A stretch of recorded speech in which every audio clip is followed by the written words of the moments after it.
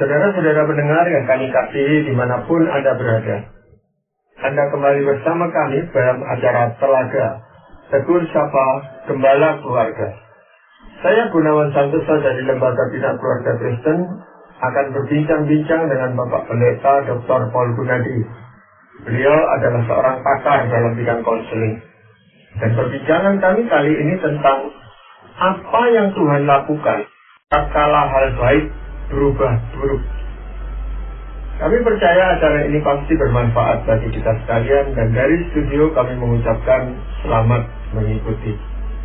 Bapak, kita semua tentunya berharap bahwa apa yang sudah menjadi bagian dari kehidupan kita itu ya biar tetap menjadi bagian kita gitu, jangan tiba-tiba hilang atau tiba-tiba pergi atau tiba-tiba menjadi buruk gitu Bapak. Tetapi memang faktanya seperti yang menjadi tema pembicaraan ini, bahwa sesuatu yang baik itu ada kalanya juga bisa berubah jadi buruk gitu Bapak.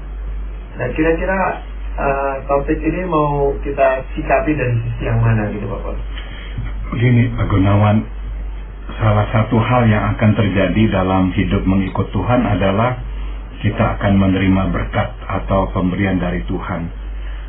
Sesuatu yang kita dambakan akhirnya terjadi atau menjadi milik kita. Nah, jika berkat yang diharapkan membuat kita bahagia, apalagi berkat yang tidak diduga ya. Nah, berkat seperti itu pastilah membuat kita makin bersyukur kepada Tuhan. Namun, kadang berkat atau hal yang baik yang Tuhan berikan kepada kita secara tiba-tiba berubah menjadi buruk. Sesuatu terjadi dan mengubah segalanya.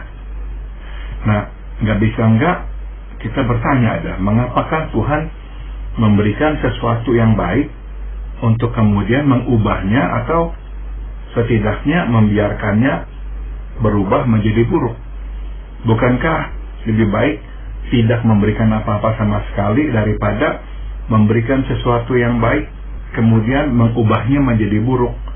Nah, untuk mendapatkan jawabannya dan juga memetik beberapa hal-hal yang dapat kita pelajari, kita akan melihat sebuah kisah nyata yang dicatat di 2 Raja-Raja pasal 4 ayat 8 hingga 37. Iya, Bapak, sebelum kita membaca atau mendengarkan kisahnya, terkesan dan memang ada orang yang pernah menyampaikan pada saya, Tuhan itu mempermainkan saya gitu kan.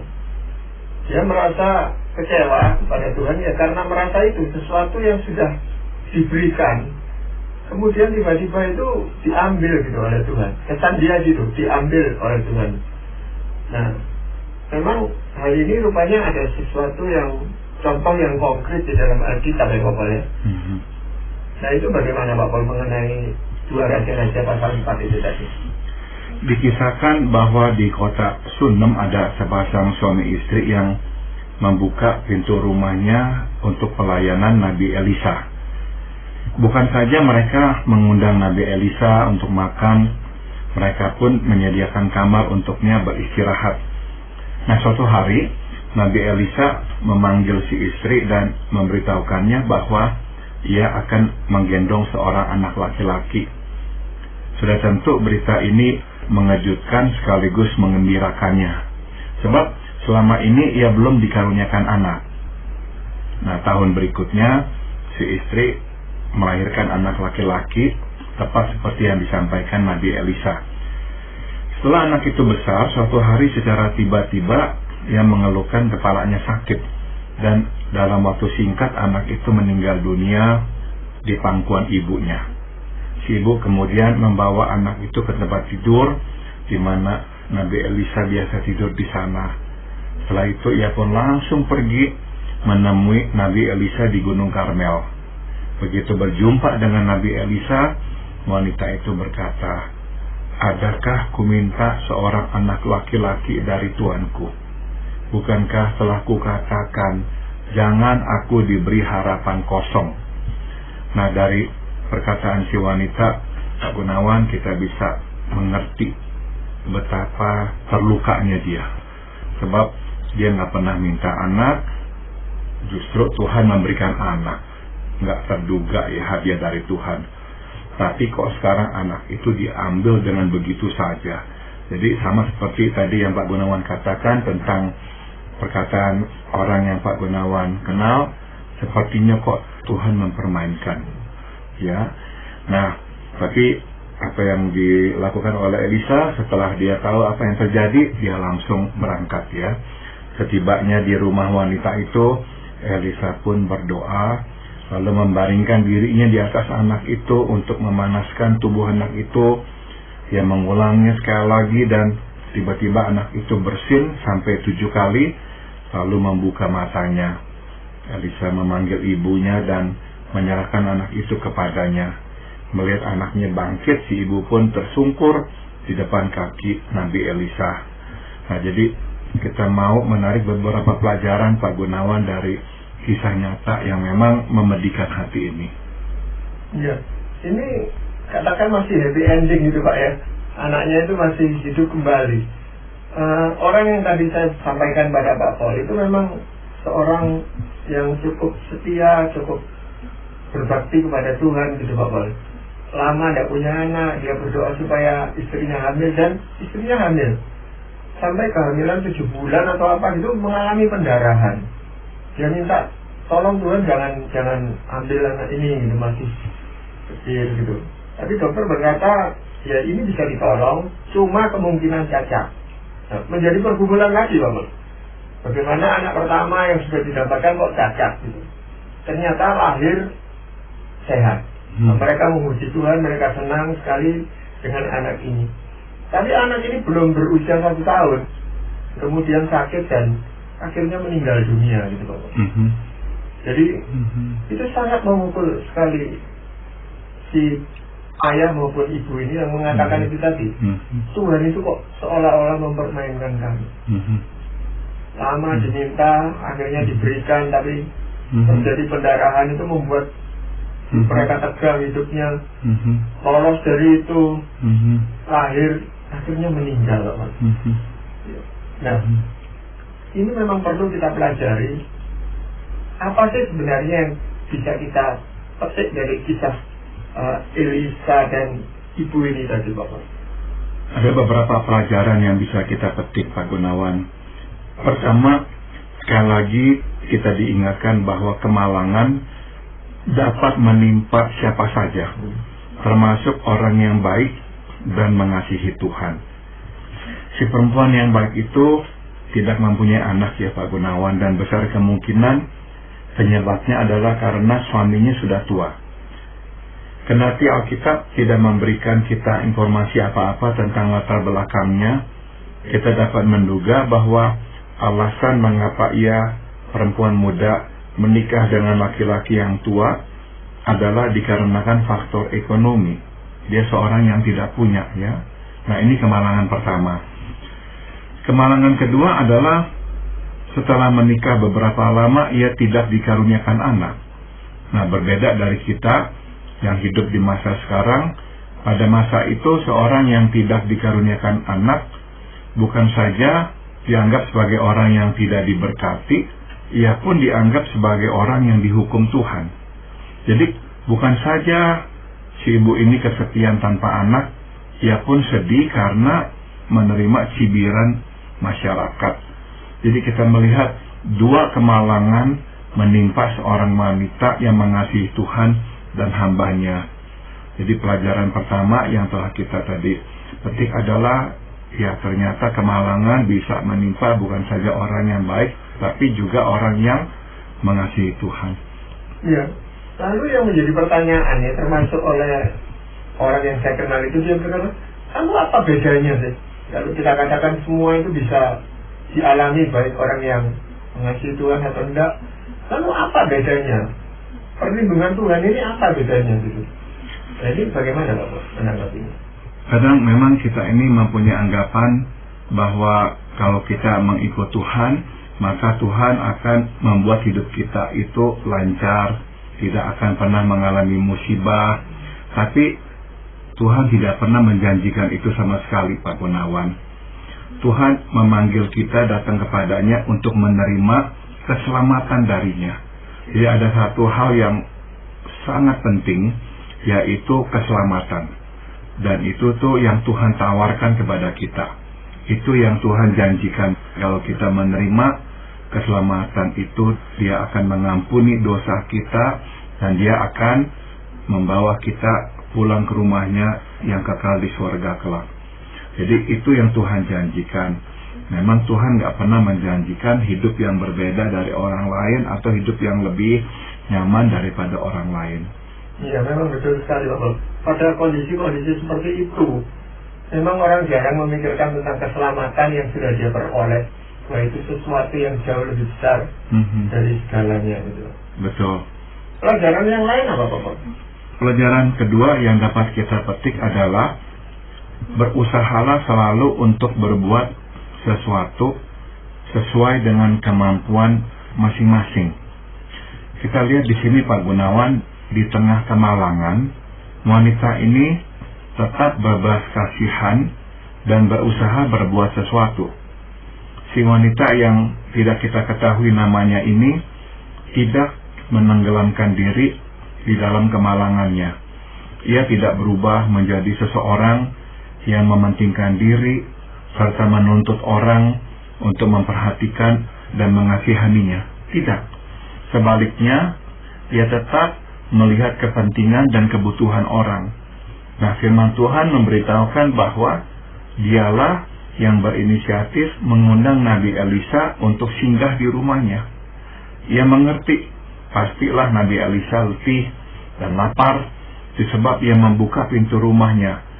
Suatu yang melihat Nabi Elisa tidak mempunyai tempat berteduh, ia pun berinisiatif membangunkan kamar untuknya. Ia tahu bahwa ia berada di posisi di mana ia dapat menolong Nabi Elisa. Jadi tanpa ragu ia langsung menolong. Demikian pula dengan Nabi Elisa. Ia berterima kasih atas kebaikan perempuan itu dan ia pun berupaya untuk berbuat sesuatu baginya. Nabi Elisa berdoa dan meminta Tuhan mengaruniakan anak bagi perempuan itu. Jadi di sini kita melihat masing-masing berusaha berbuat sesuatu untuk orang lain sesuai dengan kemampuan masing-masing. Nah, kita pun mesti melakukan hal yang sama. Apapun kondisi kita, berusahalah berbuat sesuatu bagi sesama. Jangan tenggelam di dalam kepentingan diri. Tengoklah sekeliling, perhatikanlah kebutuhan sesama. Kita mesti ingat bahwa Tuhan memakai orang yang melihat sekeliling, bukan orang yang hanya melihat ke dalam diri sendiri. Ya, hal itu yang dilakukan oleh wanita ini tadi sebelum dia mempunyai anak dan sakit, Bapak. Betul. Tapi setelah tahu anaknya sakit dan kemudian meninggal, apakah dia masih bisa melakukan hal yang sama itu, Bapak, kira-kira? Memang nggak ada kesempatan itu, karena langsung begitu anaknya meninggal, dia mendatangi Nabi Elisa dan meminta Nabi Elisa datang, ya. Tapi saya kok percaya, ya, bahwa sebagai manusia dia akan harus melewati masa terpukul dulu. Kalau misalkan anak itu nggak dibangkitkan, dia akan terpukul, nggak bisa enggak, ya. Makanya pertama kali melihat Nabi Elisa yang dikatakannya adalah, kenapa kok engkau memberikan kepadaku anak hanya untuk nanti mengambilnya lagi. Itulah teriakan dia kepada Tuhan. Jadi saya kira ya dia akan terpukul. Mungkin untuk sementara dia akan mungkin pahit ya kepada Tuhan. Tapi kalau melihat dia secara utuh sebelum-sebelumnya, meskipun dia itu nggak dikaruniakan anak, suaminya sudah tua, dan besar kemungkinan dari latar belakang ekonomi yang nggak kuat, tapi kok dia tetap memperhatikan orang. Jadi saya yakin setelah dia melewati masa sedih, terpukul itu, dia akan bangkit kembali dan tetap akan melayani Tuhan seperti biasa. Jadi memang itu perlu dilatihkan di dalam diri seseorang itu sebelum ada peristiwa yang kurang mengenakan ini. Artinya kita harus selalu siap sedia untuk itu gitu, Bapak, ya. Untuk memperhatikan orang lain daripada terus-menerus memperhatikan diri kita sendiri. Saya kira kita bisa melihat memang di dunia ini ada dua jenis orang, Pak Gunawan. Ada orang yang nggak bisa kena masalah sedikit pun udah langsung marah kepada Tuhan, pahit kepada Tuhan, dan kemudian menggunakan alasan itu untuk meninggalkan Tuhan.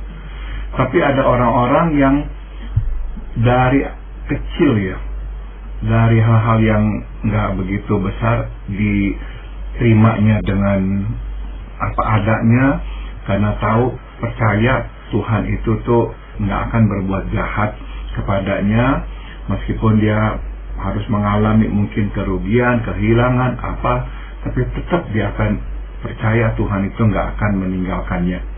Sehingga nantinya kalaupun hal yang besar menimpanya, dia tetap akan setia kepada Tuhan.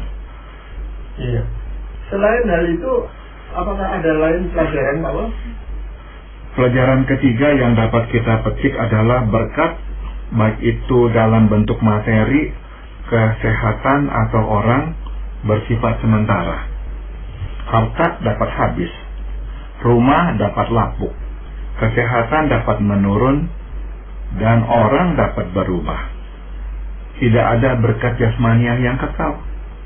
Semua sementara dan dapat berubah. Jadi jangan sampai kita melupakan hal ini.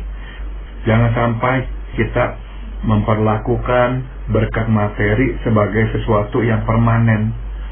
Jangan terkejut kalau berkat materi akhirnya pudar atau berubah.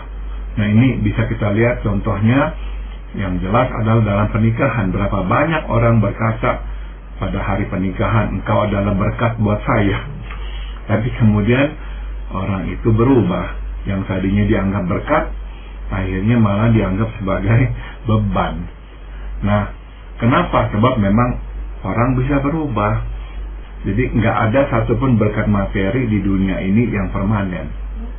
Tapi memang kita itu seringkali terpikat pada berkatnya daripada pada sumber berkatnya itu sendiri gitu, Pak Boleh. Nah, ini bagaimana meyakinkan diri kita sendiri pertama-tama dan juga kepada orang lain bahwa sumber berkat itu jauh lebih penting daripada berkatnya itu sendiri gitu, Pak Boleh.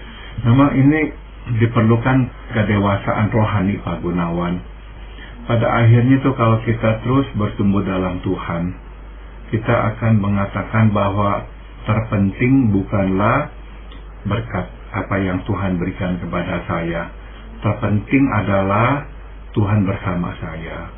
Terpenting adalah Tuhan mencintai saya. Sehingga kita akan berkata itu terlebih dari segala-galanya.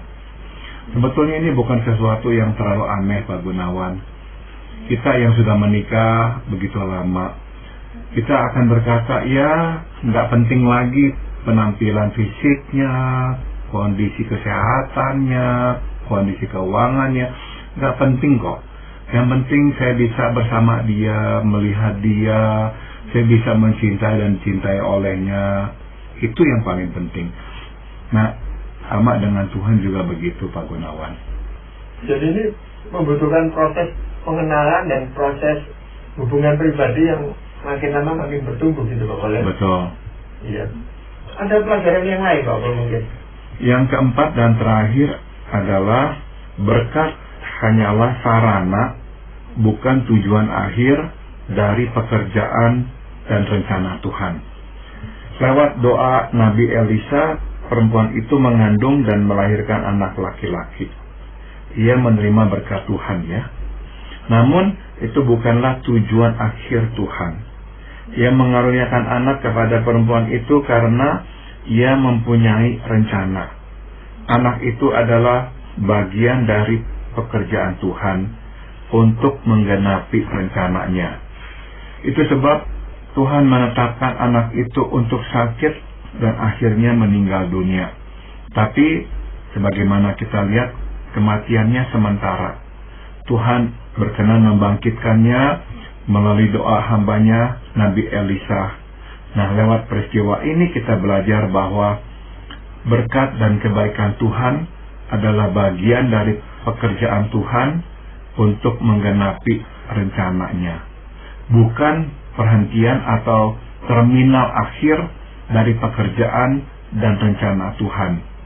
Pada akhirnya pekerjaan dan rencana Tuhan membawa kemuliaan bagi Tuhan.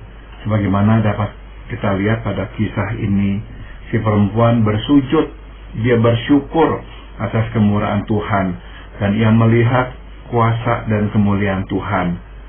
Nah, mungkin Tuhan pernah memberikan berkat dan kebaikannya kepada kita. Sudah tentu kita senang dan bersyukur. Mungkin itu harta, mungkin itu pekerjaan, mungkin itu istri, suami, atau anak. Namun kesenangan kita tidak berlangsung selamanya. Pada suatu saat semua berubah. Yang manis berubah menjadi pahit. Di saat seperti itulah kita diingatkan bahwa berkat dan kebaikan Tuhan adalah sarana untuk menggenapi rencana Tuhan.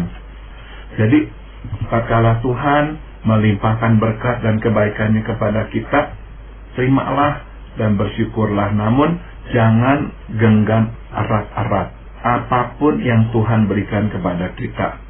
Ingatkan diri bahwa semua adalah sarana belaka, bukan tujuan akhir. Tuhan akan menggunakan apapun yang diberikannya kepada kita untuk menggenapi rencananya. Dan camkanlah bahwa tatkala berkat berubah menjadi beban, sewaktu yang manis berubah menjadi pahit, itu tidak berarti Tuhan marah dan memalingkan wajahnya. Tuhan tengah merangkai karyanya, dan sesuai dengan rencananya, Dia harus melakukan perubahan. Hidup kita pun berubah dari nyaman menjadi tidak nyaman. Tapi sekali lagi ingatlah, itu tidak berarti Tuhan telah memalingkan wajahnya. Iya, Pak, berarti selama kita itu masih hidup, apapun yang terjadi di dalam hidup kita, itu bukan akhir dari proses Tuhan membentuk kita, tetapi masih merupakan bagian. Dan akan terjadi proses-proses yang lain yang ada di dalam kita. Betul. Masalahnya adalah kadang-kadang kita kan tidak bisa melihat dengan jelas apa tujuan itu. Betul. Betul. Padahal ini tadi kan Pak Paul katakan ada tujuan akhir yang Tuhan mau rencanakan buat kita. Nah, ini yang kita tidak bisa lihat gitu Pak Paul. Nggak bisa. Kadang kita bisa melihatnya, tapi kadang juga tidak. Yang saya teringat langsung, seseorang yang bisa melihatnya adalah pendeta Greg Laurie, pendeta di sebuah gereja di Amerika Serikat. Beliau mempunyai 2 putra. Putra pertama setelah remaja pemuda meninggalkan Tuhan. Sampai orang tua terus ya harus sedih dan berdoa baginya. Nah, suatu hari si anak kembali kepada Tuhan, melayani bersama papanya. Yang pertama kembali kepada Tuhan, yang kedua mulai bermasalah, lagi usia remaja, memakai narkoba. Nah, si kakak yang sudah bertobat sering mencoba mengingatkan si adik. Si adik tetap aja nggak mau dengar. Akhirnya suatu hari si kakak berkata, apa sih yang perlu atau harus terjadi supaya kamu itu tuh sadar dan kembali kepada Tuhan? Ya, adiknya diam aja dengar begitu. Adiknya pergi ke sekolah. Di siang hari tiba-tiba teman ayahnya datang ke sekolah, suruh dia pulang. Biasanya ada apa? Teman ayahnya yang berkata, pulang aja, lihat aja. Nah, begitu pulang, lihat, masuk ke dalam rumah, papanya ada di lantai dan sedang menangis. Kakaknya mati dalam kecelakaan mobil. Nah, gara-gara itu si adik ini bertobat. Jadi, apa jawaban dari pertanyaan kakaknya? Apa yang harus terjadi supaya kamu kembali kepada Tuhan? Yang harus terjadi adalah si kakak itu harus mati. Nah, ini kesaksian diberikan oleh si anak itu, Pak Gunawan, saya dengar di radio. Jadi, ada kalanya kita bisa melihat tujuannya. Untuk keselamatan, Tuhan itu tuh akan melakukan apa saja tuh. Karena dia sangat peduli kepada jiwa manusia. Jangan sampai binasa. Jadi, kalaupun, ya, omong kasarnya, gara-gara dia ingin memberikan keselamatan, dia harus melindas kanan kiri, dia akan lakukan itu tuh. Sebab keselamatan manusia bagi dia terpenting. Buat apa hidup senang, semua baik, tapi jiwanya tidak Tuhan selamatkan. Jadi Tuhan memang akan sangat jelas berkata prioritasnya adalah keselamatan manusia. Ya, tapi kan dalam iman kita itu kan percaya bahwa tidak semua orang akan menjalani hal itu, karena toh pada akhirnya tidak semua orang beroleh keselamatan itu, Pak. Betul, tapi itu nggak berarti Tuhan nggak mencoba ya, nggak berarti Tuhan nggak berusaha sebetulnya memberikan keselamatan itu kepada manusia. Memang ada yang menerima, ada yang menolaknya. Iya, Pak Pol, sehubungan dengan ini, apakah ada firman Tuhan yang ingin Pak Pol sampaikan? Mazmur pasal 4 ayat 7 dan 8 mengingatkan, banyak orang berkata, siapa yang akan memperlihatkan yang baik kepada kita? Biarlah cahaya wajah-Mu menyinari kami ya Tuhan. Engkau telah memberikan sukacita kepadaku lebih banyak daripada mereka ketika mereka kelimpahan gandum dan anggur. Jadi dari Mazmur ini kita belajar bahwa yang membuat si pemazmur itu tuh bersukacita bukan gandum dan anggur, tetapi wajah Tuhan. Jadi biarlah wajah Tuhan menjadi sumber sukacita kita, bukan kelimpahan gandum dan anggur. Ya, malah biasanya kelimpahan ini yang seringkali menutupi wajah Tuhan itu, karena kita terpukau dengan gandum dan anggur itu tadi, Bapak. Betul, betul. Ya. Ya. Jadi tujuan akhirnya yang seperti Pak Paul tadi katakan itu adalah keselamatan ya, dan keselamatan itu di mana seseorang melihat wajah Tuhan secara langsung gitu. Betul. Ya.